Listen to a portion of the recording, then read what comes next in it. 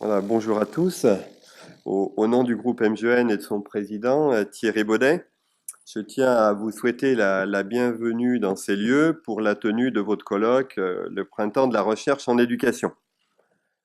MGN, mutuelle historique de l'éducation nationale, présente un attachement particulier à l'éducation nationale et aux méthodes pédagogiques au sens large. Nous soutenons les SP avec l'ambition de pouvoir accompagner les futurs enseignants dès leur formation initiale. Ainsi, nous avons la possibilité de mettre à votre disposition des professionnels en capacité de venir apporter une expertise, notamment sur l'économie sociale et solidaire, dans le cadre de la formation et des formations des SP. De plus, le groupe MGN contribue, aux côtés des formateurs universitaires et chercheurs, à accompagner la réflexion sur les parcours éducatifs de santé, sur les compétences psychosociales chez l'enfant et l'adolescent et l'articulation avec la prévention et la promotion de la santé, sur le climat scolaire, en abordant, tout cela sur les conditions d'un bon climat scolaire et de la prévention des violences, sujet d'actualité. MGN accompagne à ce titre des projets de recherche à Besançon ou Nantes, en lien avec la délégation ministérielle. Sur l'articulation entre voix et pédagogie en classe, et à ce titre a été élaboré un parcours de formation sous magistère couplant distanciel et présentiel. Validé nationalement dans le cadre du partenariat MGN et le ministère, il permet aux enseignants de se sensibiliser à l'impact de leur gestion sur la voix, sur le climat de la classe et sur leur fatigue personnelle. Par ailleurs, MGN soutient le master MEF, conscient de la nécessité d'alimenter la réflexion prospective, éducative, pour permettre à l'école de la République d'anticiper ces nouveaux défis et d'innover. Le groupe est en cours de construction d'un partenariat large, dont le master MEF, avec la coordination nationale des SP. Ce partenariat, qui devrait s'axer notamment sur la recherche, doit permettre de contribuer à l'accompagnement à l'école de demain dans le renouvellement de ses approches pédagogiques. L'association Adocène, en articulation avec le groupe MGN, propose quant à elle des outils pour accompagner les enseignants en formation initiale et continue. Elle proposera notamment prochainement un serious game sur la question de la construction de l'identité sur les réseaux sociaux des adolescents, dans la continuité de la démarche menée par le groupe MGN sur l'école numérique en matière de formation des enseignants. L'association diffuse également un magazine et une application récemment diffusée aux académies pour permettre d'appréhender le bien-être des élèves à l'école. Cette application, appelée Feel Good, est accessible sur Eduscol. Elle permet d'agréger les données de santé globale d'une classe, d'un niveau de classe, d'un EPLE, d'un bassin et au-delà. Menée avec l'enseignant, elle permet à l'élève également, en lien avec ses parents, de comprendre les facteurs liés à son bien-être. Au-delà de la formation initiale et de la recherche, MGN, aux côtés de l'employeur, accompagne dans le contexte des réseaux PASS les projets académiques de prévention des risques professionnels et à ce titre, les projets ayant trait au climat scolaire au sens systémique de l'interaction continue entre élèves et membres de la communauté éducative, y compris les parents. Enfin, nous attachons une attention particulière à la formation continue. Notre mutuelle militante permet à des personnels de l'éducation nationale de s'engager au sein du groupe MGN, soit en devenant bénévoles dans nos comités de section départementaux, correspondant dans les établissements ou en prenant des missions plus opérationnelles. Ainsi, nous recrutons en détachement tous les ans des personnels pour devenir acteurs de la mutuelle à temps complet, en département, mais aussi dans nos établissements de santé. Nos enjeux de formation sont ainsi de taille et nous avons développé depuis plus de 40 ans une expertise qui nous permet aujourd'hui, au travers d'un centre de formation dédié, de monter des formations d'intégration, d'accompagnement, de montée en compétences qui nous permettent d'afficher plus de 15 000 heures de formation annuelle, mais aussi de porter des innovations. Nous nous attachons à diplômer, au niveau de Master 2, de nombreux militants, en présentiel ou en VAE, au sein de notre centre de formation et en partenariat avec plusieurs universités. Signe de cet engagement, en partenariat avec l'Université du Mans, nous avons reçu jeudi dernier le Grand Prix Formation continue aux rencontres université-entreprise de l'AEF. Je tiens à vous souhaiter de très bons travaux pour ces 2 journées et j'espère que nos chemins se croiseront souvent dans les prochains mois et notamment à l'occasion de la prochaine rentrée qui figurera la première année du nouveau référencement que le ministère devrait prochainement publier pour les 7 prochaines années. Nous ne doutons pas que quel que soit le résultat, de rester à vos côtés la mutuelle de référence pour garantir une couverture santé professionnelle tout au long de la carrière des nouveaux collègues qui rejoindront ce beau métier. Je vous remercie. Merci, Monsieur le Vice-président, cher Marc Tranchat. Merci à la MEGEN pour son soutien et sa proximité qui nous permettent pour la 3e année consécutive d'organiser ce colloque ici à la MEGEN à Paris. C'est un lieu particulièrement remarquable et puis peut-être une petite mention effectivement particulière à Sandrine Bonnard qui, chez vous, a permis de nous accueillir et d'organiser ce colloque. Bonjour à toutes et à tous. Dans les remerciements, bien évidemment, vous l'avez mentionné, nos amis de la CASDEN et de la MAIF qui sont à côté de nous tout le temps. La DGCIP, donc, qui a participé aussi à cette organisation, la DGESCO et la DGRH qui sont présents. Je crois que là, on a un réseau de partenariat assez fort. Ces journées-là, donc aussi un grand merci à Laurent Bastide et Oumar pour la régie qui assure le fonctionnement de ce colloque.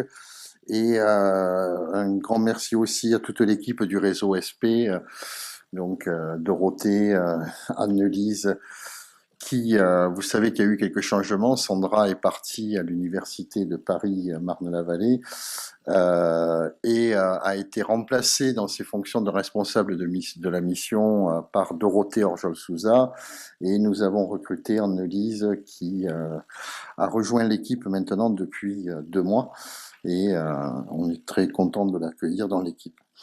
Et puis une petite pensée pour Dominique Berger qui a très largement contribué à l'organisation de ces rencontres, mais des précédentes, et puis qui a quelques petits ennuis de santé qui fait qu'il ne peut pas être là. Donc une petite pensée pour lui. Alors c'est 3 ans, c'est pas mal. Parce que finalement, les SP ont été créés en septembre 2013 et dès le printemps 2014, on organisait les premières rencontres. Et je crois que ça, c'était important de le marquer, de marquer cette place de la recherche, et tout particulièrement des recherches en éducation dans le cadre de ce que l'on mettait en place avec la formation des enseignants et des professionnels, les métiers de l'enseignement, de l'éducation et de la formation. C'est les 2 premières rencontres, on les avait appelées au début Printemps de la recherche en SP. Depuis, il y a eu beaucoup de réflexions qui ont eu lieu sur la nécessité d'avoir une vision la plus large possible de ça, et donc on a modifié pour cette 3e édition un petit peu le titre en les appelant Printemps de la recherche en éducation, de façon à montrer cette nécessité d'ouverture. Déjà l'année dernière, on parlait de ça, on avait eu une présentation qui faisait un peu un état des lieux. Marie-Claude et Claude, qui vont intervenir juste après Brigitte, vous présenteront enfin, j'ai envie de dire, les résultats de l'enquête dont ils nous parlent depuis maintenant plus de 2 ans. Non, mais on en parlait avant. Donc, de l'enquête qui a été conduite par la DGCIP sur les recherches en éducation en France. Je pense que les résultats de ces travaux sont tout à fait intéressants. Ils montrent effectivement que depuis la création des SP et la loi de refondation de l'école de la République, beaucoup de choses avancent, notamment sur cette articulation recherche-formation-terrain. Nous avions dans le réseau eu l'idée de mettre en place un conseil d'orientation stratégique. Ce conseil s'est réuni maintenant, ça fait pour la 3e fois début février. Nous avons, hormis la première séance qui était essentiellement la mise en place de ce conseil, eu une première réunion qui s'est justement intéressée à cette question des recherches en éducation et de leur articulation avec la formation et le terrain. Vous trouverez, je vous le recommande, à l'entrée ce magnifique dossier qui a été constitué à partir des travaux du COS, qui est essayer de faire un peu un point sur là où on en est et vers où on voudrait aller. Je crois qu'il y a plein de choses intéressantes dans ce document, notamment des questions qui sont relatives à la structuration de la recherche d'un point de vue scientifique. L'année dernière, à la même époque, lorsque nous nous réunissions, les porteurs de projets sur le numérique éducatif, IFRAN, étaient conviés le même jour à présenter et à défendre leurs projets devant le jury qui les sélectionnait. À cette époque, il y avait eu plus de 60 réponses à la première vague de l'appel à projets. 9 avaient été retenus dans la première vague. Il y en a 21 au final, après la seconde vague, qui ont été retenus. Je pense que ça, c'est une dynamique qui se met en place assez importante.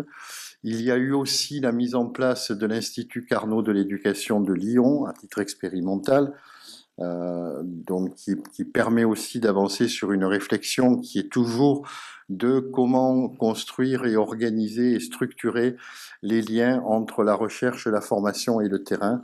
Je crois que ça, c'est un vrai débat.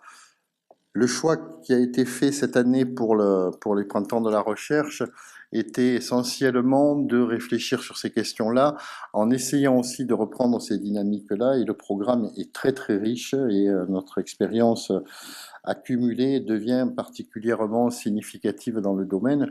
Je crois qu'on a réussi en quelque temps à mettre en place ça.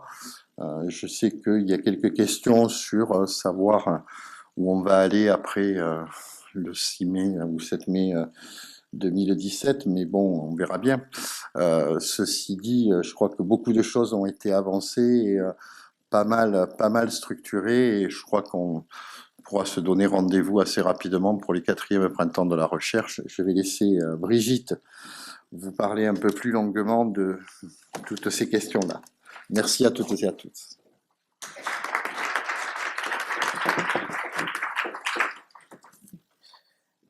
Monsieur le vice-président de la MGEN, mesdames, messieurs les représentants des directions générales du ministère, mesdames, messieurs, chers collègues, c'est vraiment un grand plaisir de vous retrouver aujourd'hui pour la 3e fois, pour la 3e année, dans le cadre de cette édition du Printemps de la Recherche.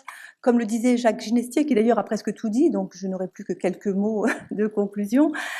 3e édition qui montre une ouverture, un élargissement. De fait, le passage du Printemps de la Recherche en ESPE, qui était une manière de poser notre volonté de fédérer, de structurer la recherche à partir de cette création toute nouvelle, nous a fait évidemment évoluer en lien avec nos partenaires, notre partenariat qui est celui de justement de toutes les composantes des facultés qui sont associées, de tous les enseignants-chercheurs et enseignants d'ailleurs, qui travaillent à ces questions-là, qui représentent un vaste périmètre.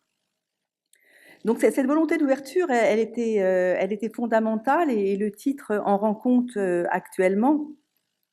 Jacques a évoqué aussi l'instance du COS, ce comité d'orientation stratégique, qui est à l'initiative du réseau, qui lui-même associe un certain nombre de partenaires essentiels, que ce soit au niveau des plus hautes instances et de tous les acteurs qui ont, de près ou de loin, à apporter à la réflexion commune sur la manière dont la recherche peut irriguer les formations, peut créer cet équilibre et cette synergie entre ces deux pans qui sont indissociables.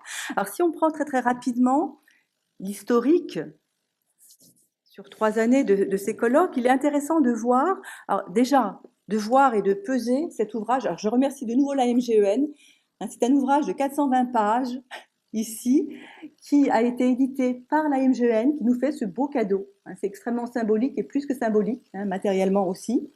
Et ce sont ici 26 articles issus de la première édition 2015, qui s'intitulait « Recherche en éducation, recherche sur la professionnalisation, consensus et dissensus ». Et ces mots-là sont importants, on trouve tous les mots-clés, sont des mots forts. Pourquoi consensus, dissensus? Parce qu'on sait très bien tous les combats qu'il y a eu à mener pour faire entrer la recherche de plein pied dans les SP, dans la mesure où il n'allait pas de soi, pour un certain nombre de personnes, que la recherche en éducation avait toute sa place. Et elle l'a, ô combien, nous le savons tous ici, nous en sommes convaincus. Si je reprends encore très rapidement les axes qui ont permis de coordonner ce numéro, ils montrent la nécessité de cet état des lieux. Premier axe, définir ce qu'est la recherche en éducation. De fait, c'était un objet à circonscrire, à essayer d'apprivoiser pour en déterminer la richesse, mais aussi les lignes directrices pour en faire un objet solide. Deuxième axe, investir le concept de professionnalisation. Donc vous voyez qu'il y a un fil rouge jusqu'à la conférence, une des conférences que nous entendrons aujourd'hui. Axe suivant, analyser le lien entre recherche et formation, entre recherche et développement professionnel des enseignants. Autre axe, conduire des recherches pour transformer l'école. L'innovation est déjà là en germe. Appréhender les liens entre les différentes approches et domaines de recherche. Donc c'est toute cette volonté de mise en synergie, c'est un mot que je reprendrai plusieurs fois dans ce court exposé, qui nous semble extrêmement important et qui fait partie de nos objectifs. Édition précédente, en 2016, toujours 6 axes. On voit par ces 6 axes, c'est peut-être trop, mais je pense que c'est aussi révélateur de la volonté d'essayer d'embrasser, de prendre en compte toutes les excroissances, toutes les caractéristiques de ce qu'est cet objet particulièrement foisonnant. Donc l'an dernier, l'école et son territoire, vous voyez qu'on se déplaçait un petit peu au niveau des problématiques, les partenariats, les inégalités sociales et scolaires, l'élaboration des savoirs et des formes contemporaines d'enseignement, les méthodes et les recherches en éducation, les systèmes éducatifs. Donc, le périmètre de la recherche, l'acte d'enseigner, la formation des enseignants, mais aussi plus largement les systèmes éducatifs. Et si je m'en réfère à la clôture de la conférence 2016, qui avait été prise en main et en charge par Denis Alamargot, qui était le grand témoin, il était important de montrer que les efforts d'avancée étaient déjà visibles, étaient déjà patents, mais que les préconisations, et c'est le rôle de ces moments de clôture, étaient d'aller vers davantage de structuration, davantage de montée en puissance, avec le constat qu'il y avait des forces vives, indiscutables, mais il pouvait y avoir encore un certain nombre de faiblesses, parce qu'on le voit, sans donner de moyenne, mais je pense qu'elle se situe à peu près, en fonction des SP, entre 30 et 40% d'enseignants-chercheurs, pour, évidemment, le complément, 60 à 70% d'enseignants non-chercheurs dans les SP. Et de fait, il y a tout un mouvement qui est, j'allais dire en marche, mais c'est le mauvais mot en ce moment, qui se lance, qui se lance pour faire monter en puissance la recherche dans les SP. Nous en voyons les premières répercussions, les premières matérialisations. Alors, je reprendrai rapidement les travaux du COS et la manière dont ils donnent des indices, des indicateurs visibles. De fait, nous avons actuellement, autour des SP et ancrés dans les SP, 9 SFR, des structures fédératives de recherche, et quasiment 10, 11 qui sont vraiment en gestation si on fait le total. 12 projets d'ANR qui sont en cours. Donc, ce sont vraiment des forces vives et importantes. 21 projets IFRAN sur les territoires numériques. Tous ces éléments tangibles montrent à quel point les SP et tous leurs partenaires, et j'insiste sur les partenaires, j'en vois ici un certain nombre qui ont accepté, venant d'autres universités ou d'autres composants des universités. Je vois Christophe dans la salle qui vous proposera sur l'innovation vraiment des protocoles extrêmement intéressants. Donc c'est toute cette mise en commun des recherches, des volontés, de changer ce qu'est la formation, l'enseignement, dans cet aller-retour avec la recherche. Alors cette année, pour aller vite et pour conclure, nous avons inauguré un système de conférences et d'articulation avec des symposia qui nous semble original, et je remercie Jacques qui a beaucoup œuvré pour cela et qui est à l'initiative de ces idées. C'est-à-dire que nous allons déjà resserrer sur 4 thématiques. Nous avons vraiment défriché le champ immense. Nous resserrons maintenant 4 thématiques qui sont les innovations pédagogiques, nouvelles pratiques d'enseignement et de formation. Deuxième, vous voyez qu'elle est récurrente, professionnalisation et construction de la professionnalité, enjeux, modalités de la formation. Démarche interdisciplinaire, ce qui était un peu en germe, en filigrane, mais là qui apparaît pleinement. Et 4e point, le numérique éducatif. Et à travers ces 4 thématiques, une construction différente, c'est-à-dire que chaque conférence plénière, parce que nous voulions avoir de grands noms, alors je ne les nomme pas, ils sont sur le programme, leur modestie m'en voudrait, mais vous les voyez très très clairement. Autour de ces conférences plénières, des symposia avec un coordonnateur de symposium systématiquement qui permet un écho, une résonance avec la conférence plénière, donc plus de cohérence. C'était notre volonté, de manière à vous offrir un panorama plus resserré, mais plus riche en synergie, deuxième occurrence. Et puis, dernier point, cette année, une exposition de posters.